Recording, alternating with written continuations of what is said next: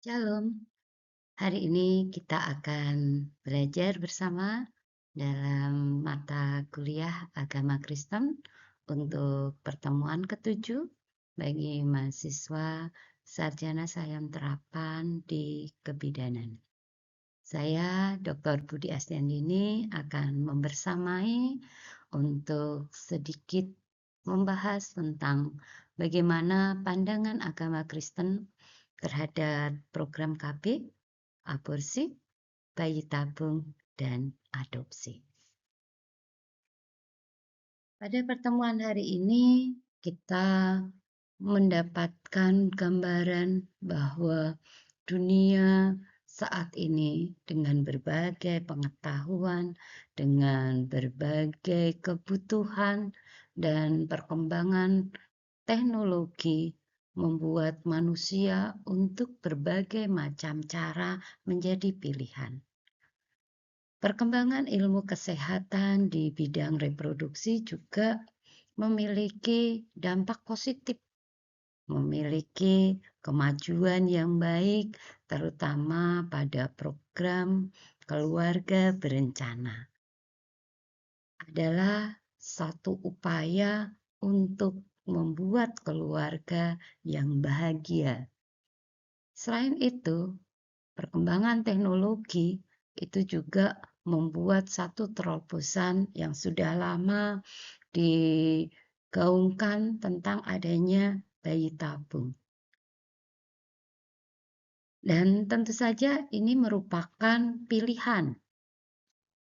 Yang lainnya lagi, pada kasus-kasus yang infertil, mereka keluarga yang tidak punya anak, selain memilih bayi tabung adalah memilih adopsi. Tentu saja program keluarga berencana yang bertujuan untuk mengatur, membatasi jumlah anak, memproduksi atau menghasilkan bayi tabung untuk kasus infertil dan adopsi secara sosial, ini merupakan isu etis yang mungkin ada. Demikian juga yang paling banyak saat ini adalah tentang aborsi. Nah, sebagai seorang calon bidan yang memiliki karakter kekristenan, mahasiswa perlu memahami bagaimana iman Kristen memandang isu tentang keluarga berencana, bayi tabung, adopsi, dan aborsi, supaya nantinya kita tetap dapat memberikan pelayanan yang selaras dengan kasih dan kebenaran firman Tuhan. Kita lihat yang pertama adalah pandangan tentang agama Kristen terhadap keluarga berencana. Jika kita melihat dari Alkitab, tidak secara langsung untuk melarang atau tidak secara langsung memperbolehkan, memerintahkan penggunaan berbagai alat kontrasepsi yang ada di keluarga berencana. Namun, yang menjadi prinsip yang bisa dipilih adalah tujuannya adalah menjaga kesehatan ibu, anak, dan kesejahteraan keluarga. Hal ini merupakan gambaran dari kasih dan tanggung jawab, sehingga keluarga berencana dengan berbagai metode alat kontrasepsinya secara prinsip, jika itu untuk mengelola keluarga yang baik, maka bisa secara bijak didukung. Namun, yang paling penting adalah alat kontrasepsi, metode yang digunakannya adalah hanya untuk menjaga kehidupan, bukan membunuh. Artinya tidak menerima jika dia abortif atau aborsi. Sebagai landasan bisa menggunakan dari Amsal 21 ayat 5, bahwa rancangan orang yang rajin itu akan mendatangkan kelimpahan. Jadi artinya ketika kita membangun keluarga, tentu saja secara bijak, secara kasih dan tanggung jawab, kita bisa merencanakan. Selanjutnya adalah pandangan tentang aborsi. Aborsi atau secara langsung menggugurkan buah kehamilan. Aborsi yang disengaja dianggap melanggar kehendak Tuhan. Karena dalam Mazmur 139 ayat 13 sampai 16 sudah dinyatakan bahwa kehidupan kita manusia sudah mendapatkan anugerah sejak berada di dalam kandungan. Sehingga kekristenan menolak aborsi secara elektif. Artinya semua aborsi yang memang bertujuan untuk membunuh atau melakukan pelanggaran dari firman Tuhan itu ditolak. Nah, namun ada beberapa kondisi yang merupakan pertimbangan bahwa kalau aborsi itu tidak dilakukan akan mengancam ibu. Tentu saja hal ini merupakan satu permenungan. Perlu kiranya mendapat pendampingan dari Bapak Ibu Majelis Pendeta atau keluarga sebelum mengambil keputusan. Sehingga kita harus memahami bahwa kehidupan yang diberikan oleh Tuhan dalam pandangan kekristenan adalah kudus. Dan juga harus menjaga kehidupan tersebut. Artinya apa?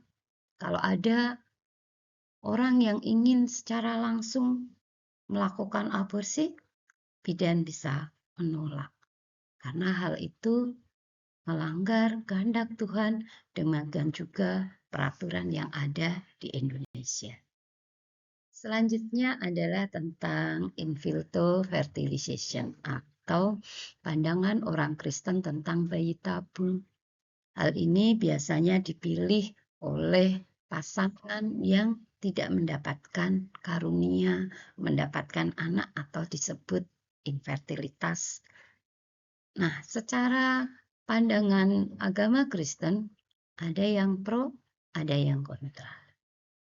Mereka yang beranggapan pro adalah melihat bayi tabung ini merupakan salah satu upaya dari keluarga tersebut untuk mendapatkan penerus melalui teknologi. Tentu saja harapannya adalah dari sel telur dan sperma dari pasangan yang sama. Sementara kontra, ada beberapa orang yang merasa kontra karena pada fase pembuatan bayi tabung atau proses bayi tabung ada beberapa sel telur dan sperma yang pada saat bersamaan dilakukan fertilisasi. Namun hanya dipilih yang terbaik. Nah, ini menjadi pro dan kontra. Artinya ada yang tidak dimanfaatkan atau ada yang tidak dibiarkan menjadi tumbuh besar. Permenungan ini sebagai bidan tentu saja kita tidak bisa langsung mengambil langkah. Boleh? Tidak? Iya? Tidak? Tentu saja butuh pendampingan, butuh penguasaan iman, dan selalu berkolaborasi. Pada prinsipnya secara etis, kebidanan, kekristenan menghargai kehidupan sejak konsepsi. Sehingga bayi tabung yang akan dipertimbangkan ini benar-benar harus dibawa dalam doa. Dengarkan, rasakan, kemudian juga konsultasikan secara iman sehingga pada saatnya ketika pilihan sudah dilakukan, semuanya akan menjadi berkat. Selanjutnya adalah pandangan kekristenan tentang adopsi. Adopsi atau pengasuhan anak yang bukan merupakan buah cinta dari pasangan suami istri. Adopsi ini dipandang positif dan mulia karena ini juga menggambarkan kasih kepada sesama. Di dalam iman kekristenan bisa juga adopsi ini menggambarkan bagaimana Tuhan juga mengasihi kita, demikian juga kita mengasihi sesama kita dalam Roma 8 ayat 15. Adopsi dapat menjadi solusi ketika ada keluarga yang infertil, keluarga yang tidak memiliki anak setelah beberapa tahun menikah. Nah, bagaimana peran dari calon bidan atau bidan? Bidan akan berperan memberikan konseling, memberikan informasi, dan proses adopsi yang legal serta etis. Sehingga ketika pasangan tersebut memilih untuk adopsi, mereka sudah membawa dalam doa, mereka sudah mendapatkan pertimbangan secara iman, mereka sudah mempersiapkan, dan itu merupakan bukti dari kasih masing-masing. Selanjutnya ini yang harus direfleksikan. Bagaimana kalau kita menjadi seorang bidan? Bagaimana kita menyampaikan konseling KB kepada pasien dengan dasar kasih Kristiani? Yang kedua, bagaimana sikap kita jika ada pasien yang datang ingin aborsi? Atau bagaimana sikap kita ketika ada pasangan yang akan melakukan infertilitas dengan kasus yang sangat lama mereka menunggu sehingga mereka akan bayi tabung, dan bagaimana mendorong keluarga untuk adopsi sebagai bentuk dari panggilan kasih. Demikian teman-teman calon bidan hebat, kita sebagai bidan Kristen, mari kita memberikan pelayanan kesehatan reproduksi yang baik. Kita jalankan pelayanan kebidanan dengan penuh kasih, ada integritas, dan tentu saja taat pada firman Tuhan. Pelayanan alat kontrasepsi yang memberikan perencanaan kehidupan yang lebih matang, ada kasih di sana, bayi tabung, kesempatan mereka mendapatkan solusi untuk pasangan yang infertil maupun adopsi. Ini merupakan satu tantangan, satu permenungan, satu komunikasi yang harus kuat, dan satu pendampingan yang hebat. Demikian, bidan kita tidak hanya sebagai tenaga kesehatan, tetapi mari kita menjadi saksi Kristus di dalam dunia kesehatan. Pelayanan kebidanan akan membawa kasih bagi sesama kita. Kasih, haleluya, Tuhan memberkati.